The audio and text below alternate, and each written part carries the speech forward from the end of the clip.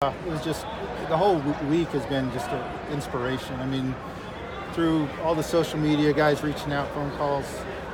Really, since the day we announced his passing, it's been overwhelming just to see the legacy he left and the lives he touched across the country. It's been tremendously inspiring to me, and I think it shows the power a coach can really have in people's lives and kind of what all coaches should aspire to be. Have you adopted any of his quirkiness things, like you mentioned up there? Like the peanut butter? No, gosh. Well, that's for real. So, yeah, no, his fingers have been in the peanut butter jar for many years. So, I've definitely watched my kids and kept them out of the cookie jar and mixing the peanut butter and the jelly together. So he had some very quirky things like that, which was kind of cool. Were there any surprises, stories that people told, or people maybe who cried that you didn't think would, or that kind of thing? I'm actually surprised I didn't cry. I was ready to just not be able to get anything out, and I think the fact that I'm more inspired than anything. I'm really not sad. I'm more just, I mean, when you look at the people down there and the lives he's bringing, that's what he wanted right there, and bringing people from across the country together, telling stories, talking about him. I always say it's like the movie Big Fish, when you got all these lives together, and the impact you made and the stories people tell are now what keeps his legacy alive, and that's what's going on right there, and that's what will continue to go on. And his legacy is really something that is inspiring to me and hopefully to everyone else, and I think we'll always keep it alive. Is there a moment that stands out to you from today?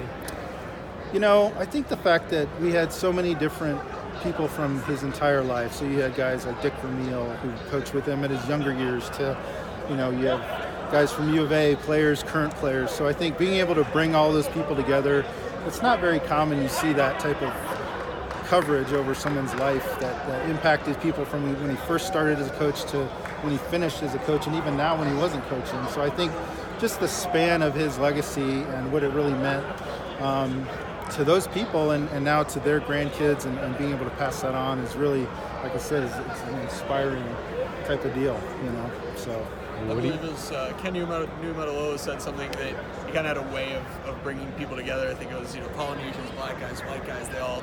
What was it about him that he was able to do that for so many years?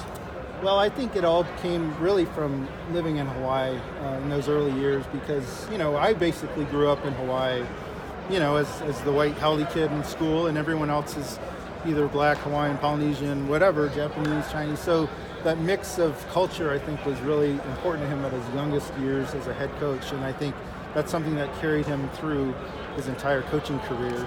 I remember when he was coaching here, and one of the kids came up and was looking for Samoa on a map, and it wasn't on the map for some reason at one of the meetings they had here, and so my dad made him go get a new map that had Samoa on it. So he was very, you know, careful to make sure everyone had a fair shake. So good. Awesome. Thank you. Any other? Thank you. Thank you, guys.